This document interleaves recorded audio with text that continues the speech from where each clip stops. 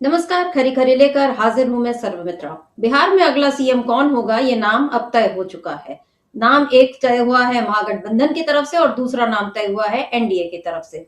जी हां, एनडीए की तरफ से नीतीश कुमार के नाम पर मुहर लगती हुई दिखाई दे रही है, क्योंकि उप मुख्यमंत्री सम्राट चौधरी उन्होंने ये कह दिया है कि नीतीश कुमार ही मुख्यमंत्री बनेंगे। उधर जीतन राम मांझी को भी इस बात पर कोई आपत्ति नहीं है कि नीतीश कुमार मुख्यमंत्री बने। हालांकि प्रशांत किशोर ने अभी सवाल उठाया है, पीएम मोदी से उन्होंने पूछा है कि आप अपने लाडले को फिर से सीएम बनाने का ऐलान कब कर रहे हैं। ये सवाल प्रशांत किशोर ने किया है, लेकिन मोदी इसका जवाब कब तक देंगे इसका इंतजार है। खुद नीतीश कुमार को भी इस बात का इंतजार होगा और उनके बेटे निशांत कुमार को भी, जिन्होंने अभी ये अपील की खुद एनडीए से कि आप लोग मेरे पिता का नाम सीएम के लिए तय करिए। ये उन्होंने कहा था, निशांत कुमार ने खुलकर एनडीए से कह दिया था। उधर महागठबंधन की कल एक बैठक हुई और उसमें यह तय हो गया कि तेजस्वी यादव बनने वाले हैं अगले सीएम, क्योंकि अभी तक ये तय नहीं हो पा रहा था। हालांकि लालू जी ने यह पहले कह दिया कि अब की बार तेजस्वी सरकार और तेजस्वी के नेतृत्व में ही बिहार में नई सरकार का गठन होगा, ये लालू यादव कह चुके हैं।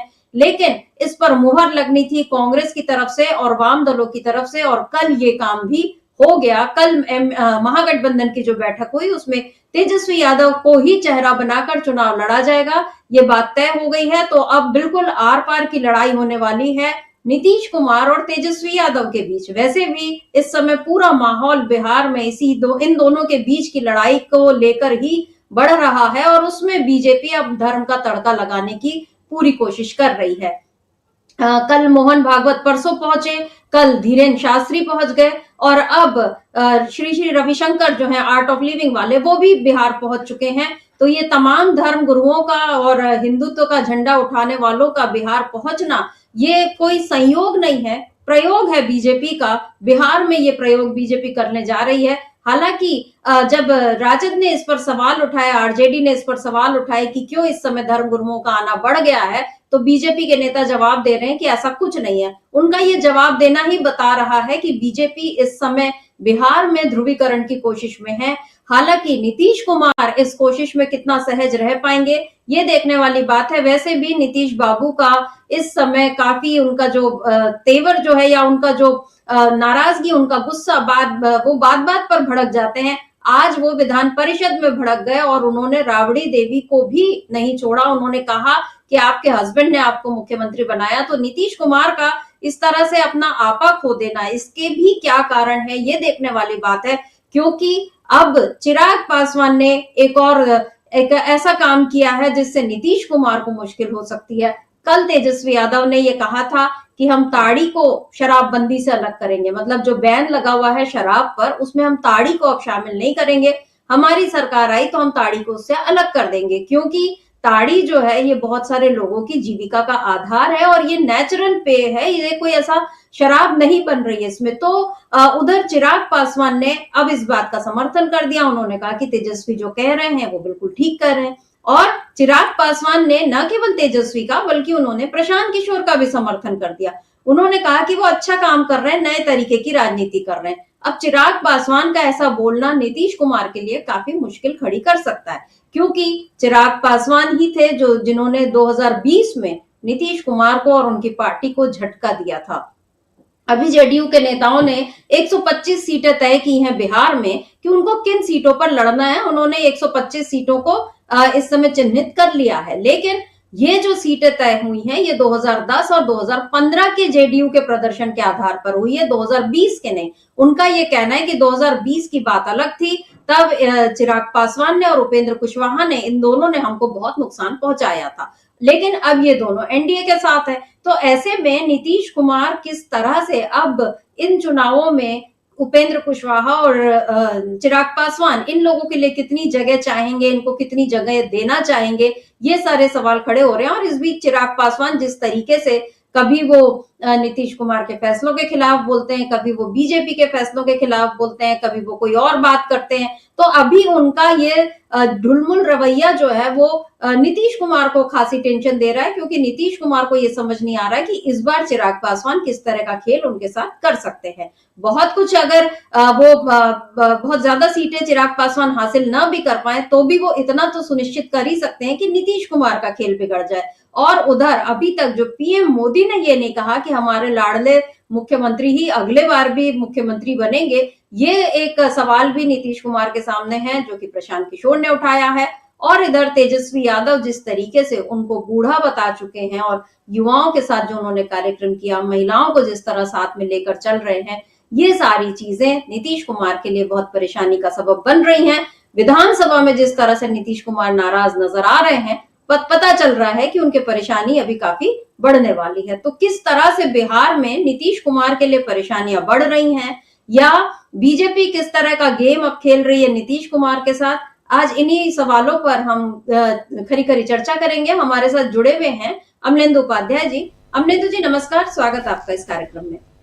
अमलेंदु जी, बिहार से रोजाना नई नई खबर आ रही है और जब तक अब ये चुनाव की घोषणा नहीं हो जाती और टिकटों का बंटवारा नहीं हो जाता, सीटें तय नहीं हो जाती, तब तक बिहार में इस तरह की हलचल बनी रहेगी। ये जो ताजी हलचल है, इसमें चिराग पासवान का एक बयान आ गया जिसमें उन्होंने ये कहा कि तेजस्वी यादव जो कह रहे हैं वो ठीक है और ये ताड़ी को हम हटाना चाहेंगे शराबबंदी से। और शराबबंदी जो है 2016 से मतलब नीतीश कुमार का एक बड़ा दांव था। 15 में उन्होंने वादा किया था, 16 से उसको लागू कर दिया। हालांकि उस पर काफी सारे सवाल भी उठे, लेकिन नीतीश कुमार अपने इस फैसले पर कायम हैं। अब इस बार जो शराबबंदी को लेकर जो माहौल चल रहा है, और इस बीच एक जो नई खबर आ गई कि तेजस्वी यादव के नाम पर मुहर लग गई है, ये नीतीश कुमार के लिए कितना बड़ा झटका साबित हो सकता है? सर मित्रा जी, ये दोनों झटके नीतीश कुमार के लिए बड़े हैं, चूँकि अब तेजस्वी से ही मुकाबला होगा, एक तो ये तय हो गया है। और नीतीश कुमार के लिए सम्राट चौधरी ने हामी भर दी है, लेकिन सम्राट चौधरी जो हैं वो भारतीय जनता पार्टी का हाई कमान नहीं है। सम्राट चौधरी राज्य के उप मुख्यमंत्री हैं, यानी कि नीतीश कुमार के अंडर जैसे और 35 मंत्री हैं, उसी तरीके से एक मंत्री सम्राट चौधरी भी हैं। तो अब चाहे अशोक चौधरी कह दें और चाहे सम्राट चौधरी कह दें कि नीतीश कुमार अगले मुख्यमंत्री का चेहरा होंगे और सरकार बनेगी तो वही बनेंगी, तो एक ही बात है। तो इसलिए सम्राट चौधरी के कहने का कोई ज़्यादा अर्थ रहता नहीं है, क्योंकि सम्राट चौधरी अब बीजेपी के अध्यक्ष भी नहीं है तो प्रदेश के। और वैसे भी अगर प्रदेश का अध्यक्ष भी दिलीप जायसवाल भी कहते हैं तब भी कोई मतलब नहीं है, क्योंकि चीज़ें तय होती हैं दिल्ली से भारतीय जनता पार्टी में। यहाँ तक कि प्रदेश अध्यक्ष हैं दिलीप जायसवाल, उनको सुबह तक पता ही नहीं था कि उनको आज इस्तीफा भी देना है मंत्री पद से, और ऊपर से आदेश आया और अचानक उनसे इस्तीफा ले लिया गया। तो जिस राज्य के मुखिया को ये पता नहीं है कि उसको मंत्री पद से इस्तीफा देना है, तो उस राज्य का मुखिया कैसे बता सकता है कि मुख्यमंत्री कौन होगा? तो सम्राट चौधरी तो वो भी नहीं है, उस स्थिति में भी नहीं है, दिलीप जायसवाल की स्थिति में भी नहीं है।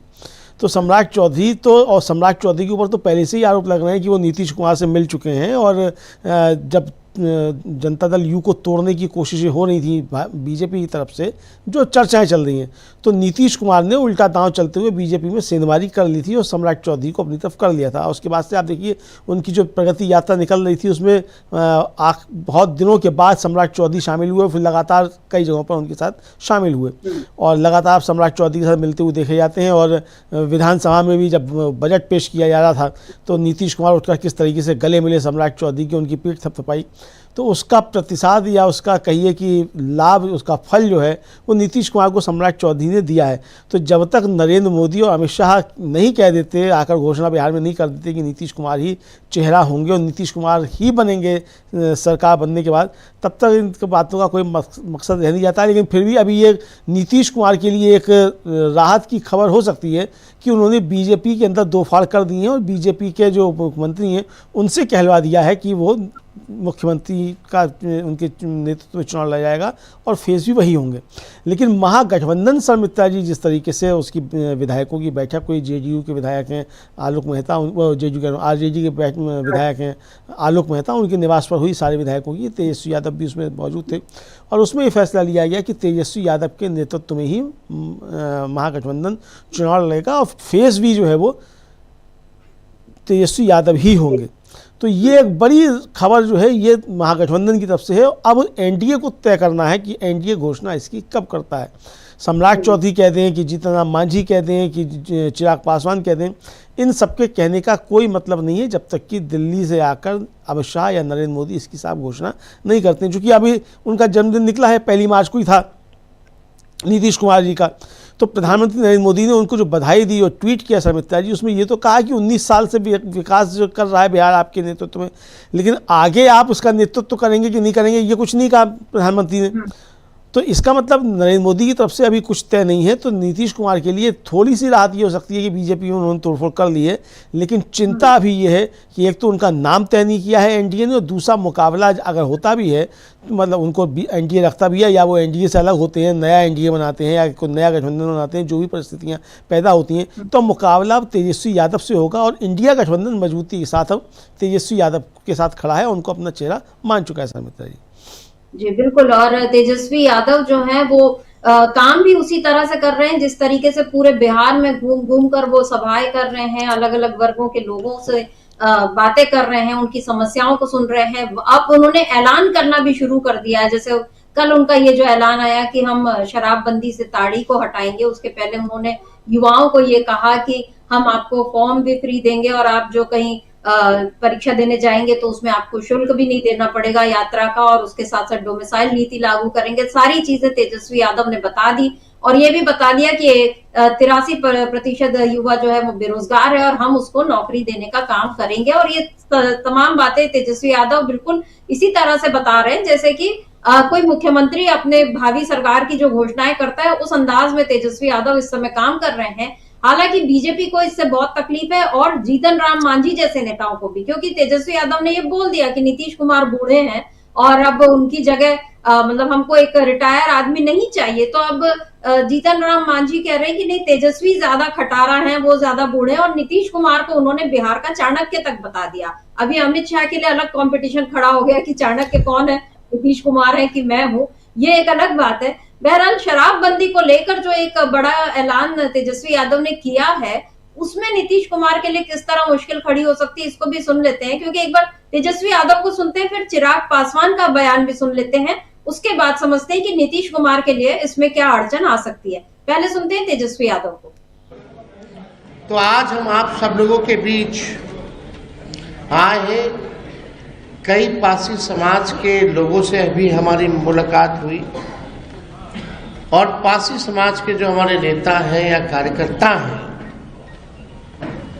दलित समाज से आते हैं, उन सब लोगों ने इस बात को हमारे सामने रखा कि रोजी रोटी चलाने के लिए आप इस पे जो है पासी समाज लगभग जो 1.5-2% पूरा समाज है, यानी आबादी का 2% के पास अगर काम नहीं, उसके काम को खत्म कर दिया गया तो आप कुछ कीजिए। पहले भी हम लोगों के पूर्व में सरकार थी कि भाई हम लोग इस पक्ष में नहीं थे, क्योंकि ताड़ी अलग चीज होती है, नेचुरल है, और 2% लोग जो है आप सब लोग जानते हैं कि काम धंधा छिन गया था। उस समय भी हम लोग पक्ष नहीं थे, लेकिन नीतीश कुमार जी की जिद थी, इसको लाया गया। फिर लालू जी के पहल पे कोशिश की गई कि नीरा का किया जाए, लेकिन आज नीरा की स्थिति क्या है आप सब लोग जानते हैं। बदतर स्कीम जो है फ्लॉप हो चुकी है, सरकार को कोई ध्यान नहीं। ये दलित समाज, पासी समाज आर्थिक रूप से प्रताड़ना झेल रहा है, सामाजिक तौर पर प्रताड़ना झेल रहा है, और पुलिस इनको ले जाके गिरफ्तार करके जो पिटाई करती है जेलों में, यानी शारीरिक रूप से भी ये प्रताड़ना जो है झेलने का काम कर रहे हैं। तो आज हम ये कहना चाहते हैं कि हम लोगों की सरकार बनेगी, पासी समाज के रोजी रोटी के लिए ताड़ी को हम लोग जो है, जो अधिनियम 2016 में जो बना था उससे ताड़ी को हम लोग बाहर करेंगे, और जैसे पूर्व में जैसे व्यवस्था चलती रहती थी वही व्यवस्था को हम लोग लागू करने का काम करेंगे। और अब हम सुन लेते हैं चिराग पासवान का भी बयान, क्योंकि अमलेंदु जी यहाँ पर ऐसा लग रहा है कि तेजस्वी यादव ने जिस तरह ताड़ी की बात तो उन्होंने की वो एक है, लेकिन उन्होंने पासी समाज की बात की, उनके शारीरिक, आर्थिक और मानसिक उत्पीड़न की बात की, और ये भी बता दिया कि कैसे 2% लोग जो है आबादी के, उनको ये तकलीफ झेलनी पड़ रही है। तो और नीतीश कुमार की जिद का भी जिक्र उन्होंने कर ही दिया। एक बार सुन लेते हैं कि अब चिराग पासवान ने क्या कहा, उसके बाद चर्चा को आगे बढ़ाते हैं। देखिए, मेरी खुद की पार्टी और बिहारी फर्स्ट इस बात का समर्थन करती है। हम लोगों ने हमेशा से कहा है कि जो नीरा है, ताड़ी है, उसको कतई आप अल्कोहल के अंदर आप नहीं ला सकते हैं, क्योंकि ये प्राकृतिक पदार्थ है। इस बात की पैरवी हमारी पार्टी भी करती रही है, गठबंधन के भीतर भी हम लोगों ने इस बात को रखने का हम लोगों ने कार्य किया है। और मैं मानता हूं कि कल को जब बिहारी फर्स्ट के समर्थन की भी सरकार आती है, हम लोग भी नीरा, ताड़ी और एक बड़ा समुदाय जो इस व्यवसाय के साथ पीढ़ी दर पीढ़ी जुड़ा हुआ है, उनके बातों को, उनकी सोच को सम्मान देने की जरूरत है। प्राकृतिक पदार्थ को कतई अल्कोहल की श्रेणी में नहीं लाया जा सकता। अमलेंदु जी, यहाँ पर चिराग पासवान एग्जैक्टली वही बोलते आए जो तेजस्वी यादव ने जो कहा, उसका ही उन्होंने एक तरीके से उसको एंडोर्स किया, समर्थन किया कि इसको ये प्राकृतिक पेय है, और उसको उन्होंने रोजगार से भी जोड़ा, और ये कि हम इसको हम इस तरह से नहीं कर सकते बैन। ये बात उन्होंने जो उठाई है, क्या ये तेजस्वी यादव के बयान के दबाव में, क्योंकि उनको ये लगा कि अब ये जो दलित समुदाय है, पासी समुदाय जो है, ये पूरा का पूरा वोट बैंक जो है चला जाएगा आरजेडी के खेमे में, और यहाँ पर चिराग पासवान को कुछ नहीं मिलेगा, या ये नीतीश कुमार को काउंटर करने का भी उनको एक और बहाना मिल गया? क्या आखिर वजह हो सकती है चिराग पासवान के इस तरह तेजस्वी को समर्थन देने की? देखिए समिता जी, इसमें 2-3 बातें हो सकती हैं। अब ये चिराग पासवान ने क्यों समर्थन किया है, ये तो चिराग पासवान बेहतर जानेंगे। सबसे पहली चीज़ तो यही है कि जो उनका मतदाता सड़क कर जा रहा है आरजेडी में, उसको किस तरीके से अपने पास रोका जाए कि हम भी इसकी बात करेंगे। पहला तो उनका लक्ष्य यही है कि उनका मतदाता उनके साथ होगा, तभी वो आगे राजनीति कर सकते हैं। तो सबसे बड़ा खतरा जो उनको लग रहा है कि अगर उनका मतदाता ही छिटक कर आरजेडी के पास चला गया, तो दिल्ली से भी छुट्टी हो जाएगी और बिहार से तो छुट्टी हो ही जाएगी, और ये उनको खतरा समझ में आ रहा है चिराग पासवान को। तो पहला तो कारण समिता जी यही समझ में आता है। दूसरा कारण हो सकता है कि चिराग पासवान शायद आरजेडी के साथ गठबंधन की बात सोच रहे हों कि नीतीश कुमार के साथ नहीं हो सकता ठीक ठाक, तो इधर आने की बात सोच रहे हों, लेकिन इसकी संभावनाएं नज़र कम आती हैं, क्योंकि अगर नीतीश कुमार चेहरा बन रहे हैं, जैसा कि सम्राट चौधरी कह चुके हैं और चिराग पासवान भी खुद कह चुके हैं, तो ये देखना होगा कि आगे क्या समीकरण बनते हैं किस तरीके से। चूँकि पहले तो झगड़ा था नीतीश कुमार और चिराग पासवान और जीतन राम मांझी, इन तीनों के बीच में आपस में, लेकिन जीतन राम मांझी की वो जो दलित समागम हुआ, उसमें जीतन राम मांझी ने जो कहा कि बटेंगे तो कटेंगे, तो सारे मतलब जो कहा जाए एनडीए के अंदर गैर बीजेपी वाले हैं, उनको एकजुट होना चाहिए, उसका असर दिखाई पड़ा। और नीतीश कुमार के नाम पर सबसे पहले घोषणा जो है कि एनडीए के प्रत्याशी हैं नीतीश कुमार, ये चिराग पासवान ने ही की। तो इसका मतलब कि वो एनडीए के अंदर एक नया गुट बनने की तैयारी जो है वो हो रही है नीतीश कुमार के नेतृत्व में, और चिराग पासवान और जीतन राम मांझी उनके साथ में खड़े हुए नजर आएंगे। तो ये समझ में आता है। अब तीसरा जो चैलेंज होगा चिराग पासवान के सामने, वो चैलेंज ये होगा कि वो क्या भारतीय जनता पार्टी, या अब एनडीए का तो कोई संयुक्त तो आता नहीं है घोषणा पत्र समिता जी, क्या ये शामिल करवा पाएंगे जनता दल यू के घोषणा पत्र में, या इनके घोषणा पत्र में बीजेपी के में कि उनकी सरकार बनेगी तो इसको इस पे से प्रतिबंध हटवाएंगे, और घोषणा पत्र में शामिल करवाने की आवश्यकता ही नहीं है। चिराग पासवान अगर मिलकर चुनाव लड़ने जा रहे हैं, उनका एनडीए के हिस्सा हैं, और उनकी अगर इस मुद्दे पर सहमति है, तो अपने एनडीए के अंदर अभी से आवाज़ उठाएं, मुख्यमंत्री से कहें कि भाई आप ये प्रतिबंध उठा लीजिए चुनाव में जाने से पहले, तो मेरा मतदाता साथ रहेगा, आपको मजबूती मिलेगी।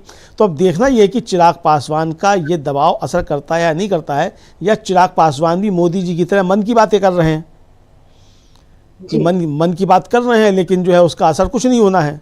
तो ये अगर कर रहे हैं तो ठीक है, तो आप मन की बातें करते हैं चिराग पासवान, लेकिन अगर ये सिर्फ मन की बातें नहीं हैं और जन की बातें हैं, तो जन की बात तभी मानी जाएगी जब नीतीश कुमार से वो चुनाव में जाने से पहले ये प्रतिबंध उठवा लें, वरना तेजस्वी यादव अपना दांव कर खेल चुके हैं, और इसका नुकसान सीधा सीधा एनडीए को होगा शर्मिष्ठा जी, ये समझा जाता है। चिराग पासवान को होगा तो एनडीए को भी नुकसान होगा, तो ये अभी तक समझ में आ रहा है। तो इसलिए मुझे लगता है कि अभी उनकी जो फौरी जो ज़रूरत आई उनको बोलने की इस मसले पर, वो अपने मतदाता को अपने पाले में रोके रखना जो है, ये उसका लिए उन्होंने समर्थन किया है। जी बिल्कुल। और चिराग पासवान जो है उनको भी इस समय चिंता हो रही होगी, क्योंकि पिछले चुनाव में उनको एक भी सीट नहीं मिली थी, लेकिन इस बार वो अगर वो एनडीए का घटक बन के रहे, क्योंकि जेडीयू ने साफ साफ कहा है कि पिछले बार हमको चिराग पासवान ने हम नुकसान करवाया था, तो ये जो बात सामने आ गई है इस पर भी हम आगे चर्चा करेंगे। लेकिन अमलेंदु जी, इधर आज जो विधान परिषद में जो लगातार हंगामा हो रहा है उस पर नीतीश कुमार जिस तरीके से आज पूरा अपना आपा खो बैठे, एक बार हम सुन लेते हैं। उनके दो अलग अलग बयान है और वो बिल्कुल, एक बार तो वो विपक्षी विधायकों से उनके सामने हाथ जोड़ रहे हैं कि मैं आप लोग से हाथ जोड़ता हूं, और जो उन्होंने राबड़ी देवी को लेकर कहा, तो क्या अब ये बिल्कुल नीतीश कुमार ने अपने लिए खुद ही महागठबंधन के सारे दरवाजे बंद कर दिए हैं? क्योंकि तेजस्वी यादव को बोलना एक बात होती है, लेकिन राबड़ी देवी पर उनको निशाना बनाना, क्या लालू प्रसाद या तेजस्वी यादव इसको बर्दाश्त करेंगे? ये बात भी सोचने वाली है। एक बार सुन लेते हैं कि नीतीश कुमार ने क्या कुछ कहा और किस तरीके से, कल अंतर्राष्ट्रीय महिला दिवस है और आज वो जिस अंदाज में महिलाओं से बात कर रहे हैं, जो वहां पर चुनकर भेजी गई महिलाएं हैं, उन लोगों से नीतीश कुमार ने जिस अंदाज में बात की, क्या ये बात भी उनके ऊपर उल्टी पड़ सकती है? देख लेते हैं एक बार नीतीश कुमार क्या कुछ कह रहे हैं। आप उस पटिया में हैं, इसके हस्बैंड टूट गए तो अपना वाइफ को बना दिया। अरे ये सब कोई मतलब है जी? जो हुआ है, आई लोग भी बनी हुई तो कोई महिला के लिए की है? ये सारा का सारा काम महिलाओं के लिए कितना हुआ है मालूम है? एक एक बात हमने बता दिया। आप महिला को कोई दिक्कत नहीं है, एक एक तरह से कुछ नहीं जानती हो। अरे यही लोग बना दिया है, तो तू लोग का कौन महिला का है? जाओ, आप लोग नहीं है। आप लोग को जो कभी महिला के लिए किया नहीं, उन्हीं लोगों के पार्टी में है। आप ठीक जवाब दीजिए और सब जवाब दीजिए सबका। महोदय, लोग भी जो महिलाएं हैं सबको बताना चाहिए कि कितना ज्यादा महिलाओं के लिए हो रहा है। यहाँ पर अमलेंदु जी साफ साफ नीतीश कुमार ने ये बोल दिया, आरजेडी की जो महिला विधायक थी एमएलसी, उन लोगों को ये कहा कि आप लोग कुछ थे क्या? वो सीधे जो बिल्कुल बिहार के अंदाज में, जो तुम लोग कुछ हो क्या, इस तरह से उन्होंने बोला। और दूसरी बात जो उन्होंने बोली कि इनका हस्बैंड जब हो रहा था तो इसने वाइफ को बना दिया, राबड़ी देवी पर सीधा सीधा निशाना साधा। और चाहे जो कारण रहा हो, जिस वजह से भी विरोध हो रहा हो, और ये तो तय है, अभी 2 दिन पहले जो एक बहुत ही भयानक तस्वीर आई कि वो महिला के तलवे में जिस तरह से कीलें ठोकी हुई हैं, और उस पर तेजस्वी यादव ने भी बिल्कुल सवाल उठाए थे। और लगातार महिला उत्पीड़न तो हर जगह हो रहा है, उसमें हर एक राज्य में जैसे एक तरह से होड़ चलती है। लेकिन नीतीश कुमार का ये जो इस अंदाज में बात करना, क्या ये शोभा देता है किसी मुख्यमंत्री को इस तरीके से महिला विधायकों के साथ बात करना? उनका एक और बयान भी है जिसमें तो वो हाथ जोड़ते हुए दिखाई दे रहे हैं। मतलब ये है कि वो एक तरह से लाचार हैं। सुन लेते हैं क्या कुछ कहा उन्होंने। छोड़िए ना इन सब चीजों को लेकर के, आप काहे के लिए कर रहे हैं? बेमतलब का समय आप लोग लगाते रहते हैं, बैठ जाइए करते ही रहते हैं। इसलिए देखिए, ये सब कोई बात नहीं है। अरे जो गड़बड़ करेगा उस पर एक्शन होगा। एक एक तरह से सारी बातें, ये जैसे ही कहीं होता है, एक राज्य की नहीं, कहीं पर कुछ होता है और इमीडिएटली हम देखते ही हैं, उसी समय सबको कह देते हैं। इसलिए सब कुछ नहीं है। आपसे हम अब हाथ जोड़ करके प्रार्थना करेंगे कि अब बैठ जाइए। अरे सब नेता ने कहा है आपको एक्शन ले रहे हैं। क्या कहेंगे अमलेंदु जी, नीतीश कुमार का ये अंदाज जो है, क्या उनके खिलाफ जा सकता है? क्योंकि पहले भी वो इसी विधानसभा में महिलाओं के खिलाफ आपत्तिजनक बयान दे चुके हैं। बाहर भी उन्होंने जो अभी प्रगति यात्रा में जिस तरह से बात की थी, और तेजस्वी यादव एकदम उसको मुद्दा बनाते रहे हैं। आज जो राबड़ी देवी पर उन्होंने सीधा निशाना साधा और महिलाओं के लिए जिस तरह, क्या कहेंगे इस पर? देखिए शर्मिष्ठा जी, एक तो जो जिस तरीके से महिलाओं के प्रति टिप्पणी नीतीश कुमार की पिछले दिनों आई हैं, वो काफ़ी निंदनीय टिप्पणियां हैं। हालांकि सबसे ज़्यादा उनका जो कॉन्स्टेंसी है वो महिलाओं की ही है, सबसे ज़्यादा वोट उनको महिलाओं से ही मिलते हैं और वो सभी जाति और धर्म की महिलाएं उनको वोट करती रही हैं अभी तक। लेकिन अब इस तरीके की टिप्पणियों के बाद महिलाओं के मन में भी नीतीश कुमार को लेकर विद्वेष पैदा हो रहा है कि ये व्यक्ति बातें किस तरीके की कर रहा है। मतलब सरकार जाती हुई दिख रही है तो आप इस तरीके से कुंठित हो जाएंगे, तो ये कुंठा है सब मित्रा जी, और कुछ नहीं है। कि आपको लग रहा है कि हम मुख्यमंत्री नहीं रह पाएंगे तो आपकी कुंठा जो है वो निकल कर आ रही है। भाई आपके मोदी जी से क्या संबंध है या आपके लालू प्रसाद यादव से क्या संबंध है, और आपको कौन जो है वो गठबंधन का नेता मान रहा है नहीं मान रहा है, तो इसका राज्य की महिलाओं से क्या लेना देना है। आपके अंदर अगर चीज़ें ठीक नहीं हैं और आप अगर अपनी राजनीति में पिछड़ते जा रहे हैं तो इसके लिए महिलाएं तो दोषी नहीं हैं। तो आप महिलाओं को लेकर इस तरीके की टिप्पणियां करेंगे तो ये ठीक चीज़ें नहीं हैं। और जिन राबड़ी देवी की तरफ आपने इशारा किया कि इसके पति ने बना दिया था, तो भाई जब आप गए थे अपनी पार्टी बचाने के लिए तो उन्हीं राबड़ी देवी के हाथ जोड़कर माफ़ी क्यों मांग रहे थे कि हमसे गलती हो गई, अब कभी गलती नहीं होगी। तो आप तो अपनी किसी बात पर कायम रहते ही नहीं है, ना तो अब की बार नहीं पलटेंगे इस पर कायम रहते हैं, और अब आपसे गलती नहीं होगी ना इस पर आप कायम रहते हैं। तो हाथ आपने तब भी जोड़े थे जब आप राबड़ी देवी के पास गए थे कि हमारी सरकार बचा लो, हमारी पार्टी बचा लो। और जैसा कि कहा तेजस्वी ने कि वो लालू प्रसाद यादव की बात क्या करते हैं, हमने उनको 2 बार मुख्यमंत्री बनाया है, उनकी पार्टी में चाहिए 2 बार। तो ये तेजस्वी यादव का कहना बिल्कुल सही है और नीतीश कुमार के पास इसका कोई जवाब नहीं है।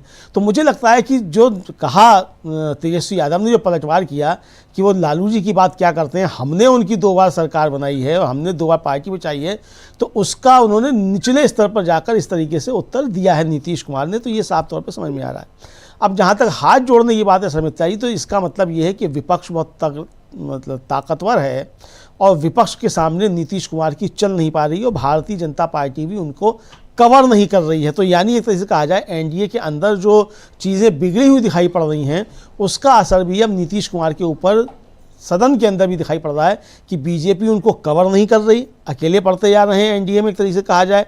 चूँकि बीजेपी सोचती है कि ये जितना इस तरीके की उलझुल बातें करें उतना इनका छवि खराब होगी और उसका बीजेपी फ़ायदा उठाएगी, कहेगी देखिए नीतीश कुमार तो इस तरीके की बातें करते हैं, हमने इसीलिए इनको गठबंधन का चेहरा नहीं बनाया, निचले स्तर पर जाकर ये कहा जाएगा।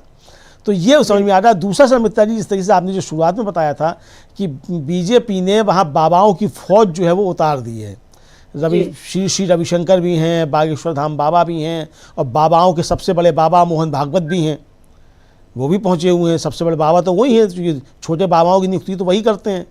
आजकल तो सबसे बड़े हिंदू धर्म के ठेकेदार वही हैं मोहन भागवत, वो भी पहुँचे हुए हैं।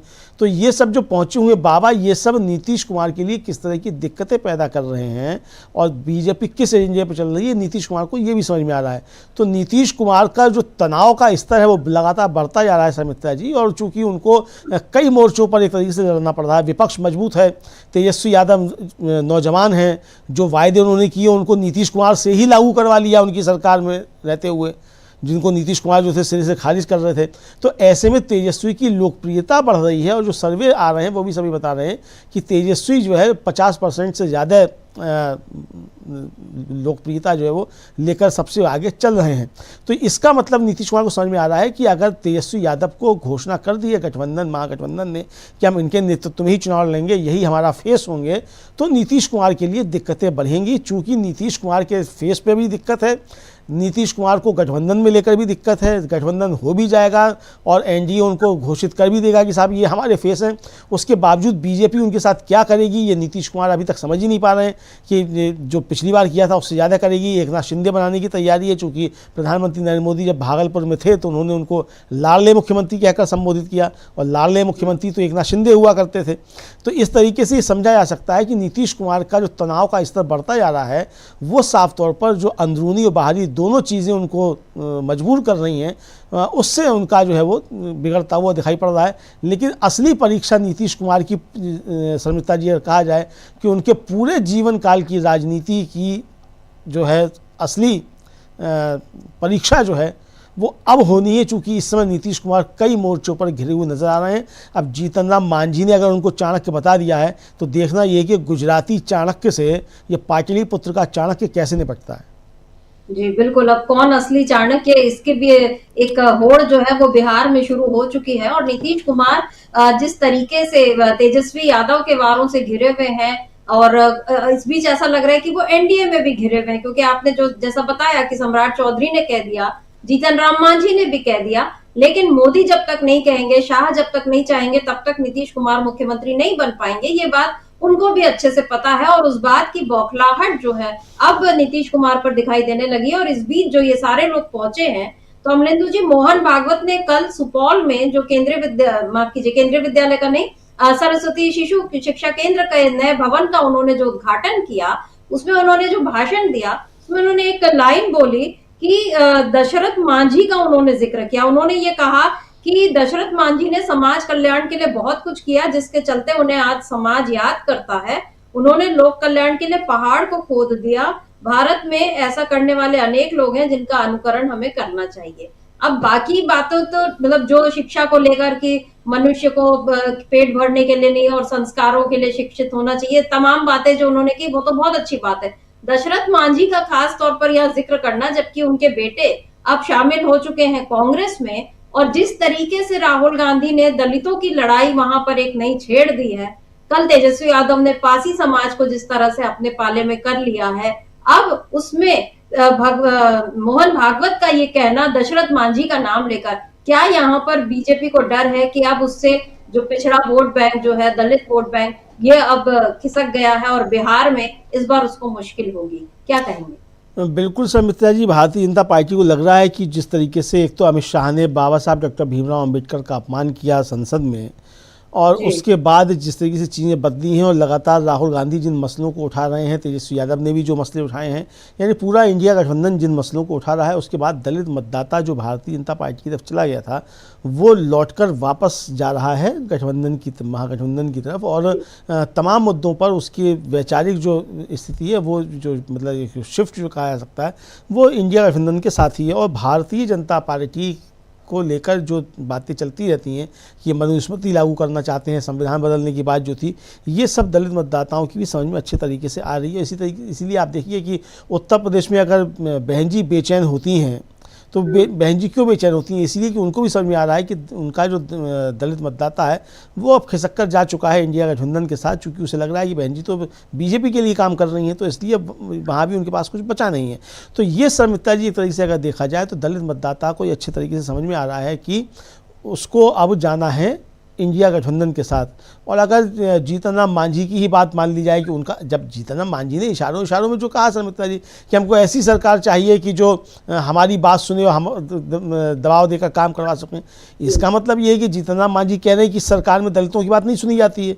तो इसके लिए अगर तेजस्वी यादव कुछ कहते हैं या राहुल गांधी कुछ कहते हैं, तो इसकी पुष्टि तो खुद एनडीए के मंत्री जो है, केंद्रीय मंत्री, मोदी के मंत्री जो है जीतन राम मांझी, वो इसकी पुष्टि कर रहे हैं कि बिहार में ऐसी सरकार है जो दलितों की बात नहीं सुनती है। और अभी जिस घटना का आपने जिक्र किया, जिस महिला का समिता जी, वो भी दलित महिला थी, तो उसको लेकर खामोशी क्यों है जीतन राम मांझी की या चिराग पासवान की या नीतीश कुमार की, ये तमाम सवाल उठ रहे हैं इसको लेकर। तो बहुत सारे सवालों पे मतलब घिरी हुई भारतीय जनता पार्टी दिखाई पड़ती है। तो ऐसे में अगर अब दशरथ मांझी का नाम लेकर मोहन भागवत कह रहे हैं, तो समिता जी समझा जा सकता है कि मोहन भागवत को भी ये समझ में आ गया है कि भारतीय जनता पार्टी अब बिहार को लूज़ कर रही है और नीतीश कुमार के साथ रहकर भी उसका कुछ फ़ायदा होने वाला नहीं है। तो अब वो पैराडाइम शिफ्ट जो है वो एक तरीके से कर रहे हैं। हालांकि 2015 में तो उन्होंने कह दिया था कि आरक्षण की समीक्षा होनी चाहिए, तो अब बस इंतज़ार इस बात का है कि अब फिर भागवत जी कहें कि आरक्षण की समीक्षा होनी चाहिए, और अभी ना कह पाएँ तो जब चुनाव की घोषणा हो जाए तब जरूर कह दें। जो मन की बात है, भागवत जी के मन की बात है, वो भी देश के सामने आनी चाहिए। मोदी जी के मन की बातें तो रेडियो पे बहुत आती रहती हैं समिता जी, भागवत जी के मन की बात जरूर आनी चाहिए कि अब वो आरक्षण की समीक्षा करेंगे। जी बिल्कुल। और अभी हमने मोहन भागवत की बात तो कर ली अमलेंदु जी, इधर जो दो लोग और पहुंचे हुए हैं, धीरेन शास्त्री पहुंचे हैं, उनका अपना वो जो कथा कहते हैं, उसके बाद वो दिव्य दरबार भी लगाने वाले हैं, उसमें पर्ची निकालने वाले हैं। पता नहीं किन किन लोगों की पर्ची पहुंचेगी और किसके नाम की पर्ची निकलेगी, वो एक अलग खेल चल रहा है। लेकिन इधर पहुंच गए हैं श्री श्री रविशंकर भी, और कहने को सब ये है कि हम ये सब इनका अपना निजी दौरा है, कोई सियासत इसमें नहीं है। लेकिन वो मिले तो वो रविशंकर प्रसाद से मिले, उसके बाद वो सम्राट चौधरी से मिले, फिर वो अशोक चौधरी से मिले, और वहां पर शांभवी चौधरी भी थी। यानी बीजेपी, जेडीयू, एलजेपी सबके जो नेता हैं, इन सबसे मुलाकात कर रहे हैं रविशंकर प्रसाद। तो ये किस तरीके से इस पूरी चीज को देखा जाए, क्या संघ ने यहाँ पर अब अपना जाल अलग अलग तरीके से बिछाना शुरू कर दिया है, और नीतीश कुमार के लिए ये कितना बड़ा खतरा हो सकता है? क्योंकि अगर बिहार में संघ इस तरह से हावी होने लगेगा तो फिर जो उसकी अपनी एक खास पहचान रही है कम्युनल हार्मनी की, वो कहां तक कायम रह पाएगी और नीतीश कुमार इसको कैसे बचा पाएंगे? देखिए समिता जी, मैंने पहले भी कहा कि नीतीश कुमार के सामने सबसे बड़ी चुनौती यही है कि जो वहाँ आरएसएस करने जा रहा है और उसको अब नीतीश कुमार कैसे संभालते हैं ये देखना होगा, क्योंकि नीतीश कुमार को सभी जातीय धर्मों के वोट मिलते हैं, इसमें कोई शक की बात नहीं है, लेकिन अब मिलेंगे कि नहीं मिलेंगे ये देखना है, क्योंकि अब आरएसएस और बीजेपी दोनों खुलकर अपने कोर एजेंडे पर लौट रहे हैं और वो बिहार में भी लौट रहे हैं समिता जी। तो अगर आरएसएस और बीजेपी अपने कोर एजेंडे पर लौट रहे हैं तो अब नीतीश कुमार ये कैसे कहेंगे कि साहब हमने इनके साथ रहते हुए यहाँ कभी सांप्रदायिक दंगे नहीं होने दिए या हमने सांप्रदायिकता यहाँ नहीं भड़कने दी। नीतीश कुमार अब ये दावा नहीं कर पाएंगे और जिस तरीके से भारतीय जनता पार्टी की रणनीति है वो नीतीश कुमार को और कमज़ोर करेगी। मान लीजिए अभी आज 43 सीटें हैं और खुदा ना खास्ता सरकार बन भी जाती है एनडीए की, अगर ये मान कर चला जाएगी सरकार बन जाएगी, लेकिन नीतीश कुमार अगर 43 से 4 पर आ गए या 43 से 13 पर आ गए तब नीतीश कुमार क्या करेंगे? तो नीतीश कुमार के सामने संकट बहुत बड़े हैं और भारतीय जनता पार्टी और आरएसएस जो कर रहे हैं वो ये तो चाहते हैं कि नीतीश कुमार उनके साथ रहें, लेकिन कमज़ोर नीतीश रहें ये भारतीय जनता पार्टी चाहती है, ताकि अटल बिहारी वाजपेयी का सपना पूरा किया जा सके और बीजेपी का वहाँ मुख्यमंत्री बनाया जा सके। नीतीश कुमार हालांकि इस बात को समझ रहे हैं और इसीलिए उनका दबाव बीजेपी पर यह है कि उनको 100 से ज़्यादा सीटें लड़ने के लिए दी जाएँ इस चुनाव में, ये वो दबाव बना रहे हैं। वो दबाव कितना काम कर पाता है कितना नहीं कर पाता है ये आने वाला समय बताएगा। मान लीजिए कि अगर घोषणा कर भी दे एनडीए कि साहब हमारे मुख्यमंत्री के फेस यही हैं और सरकार बन भी जाए और मुख्यमंत्री भी बना दिए जाएँ नीतीश कुमार, लेकिन अगर 43 से 13 पर आकर मुख्यमंत्री बनेंगे तो क्या फिर बीजेपी जो चाहेगी वो नहीं करेगी बिहार में? तो नीतीश कुमार के सामने संकट बहुत ज़्यादा है। और जैसा मैंने पहले कहा समिता जी कि नीतीश कुमार की राजनीति की असली परीक्षा जो है, पूरे जीवन भर की राजनीति की असली परीक्षा इस कालखंड में होनी है। ये 5-6 महीने जो बचे हुए हैं इसमें नीतीश कुमार का मालूम पड़ेगा कि कितना उनका राजनीतिक कौशल है। अभी तक तो जैसे कटनी थी कट गई, चाहे गले में सांप लपेटा हुआ हो, चाहे किसी को भी लपेटा हो, कुछ भी लपेटा हो, चाहे भभूत लपेटी हो, लेकिन असली परीक्षा उनकी राजनीति की अब होनी है। जी बिल्कुल। और अब क्योंकि बीजेपी एक मजबूत खिलाड़ी है वहां पर और ऐसे में नीतीश कुमार को अब अपनी ताकत दिखानी है। हालांकि अगर नीतीश अपनी ताकत दिखाने पर आ जाए तो एनडीए कहां तक बच पाएगा ये एक बड़ा सवाल है, क्योंकि अभी झारखंड में जेडीयू के ही नेता है, अकेले विधायक है सरयू राय, उनका बयान आ गया। उन्होंने कहा कि यहाँ पर हमने एनडीए बनकर चुनाव तो लड़ा लेकिन अब एनडीए जैसी कोई चीज नहीं है, अभी तक एक भी बैठक नहीं हुई। मैं अकेला जेडीयू का विधायक हूँ, लोजपा का एक अकेला विधायक है और बाकी विधायक जो बीजेपी के हैं।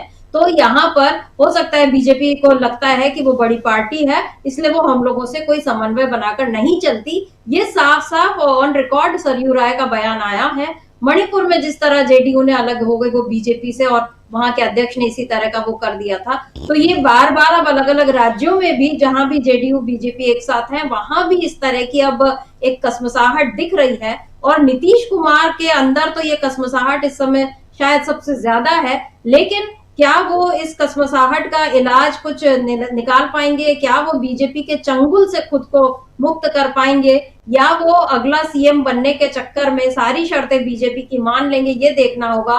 और देखने वाली बात ये भी है कि नीतीश कुमार के पास कुर्सी रह पाती है, बीजेपी के पास सत्ता रह पाती है नहीं, क्योंकि तेजस्वी यादव भी अब बिल्कुल तैयार है मुख्यमंत्री का पद संभालने के लिए। तो आगे क्या होगा ये इस पर भी हमारी नजर रहेगी। आज की इस चर्चा को हम यहीं रोकते हैं। आपका बहुत बहुत शुक्रिया अमलिंदु जी और शुक्रिया आप तमाम दर्शकों का जो आप हमारे साथ जुड़े और आपने आज की चर्चा को ध्यान से सुना। आगे भी आप बने रहिए डीवी लाइव के साथ और देखते रहिए हमारे सभी कार्यक्रम। नमस्कार।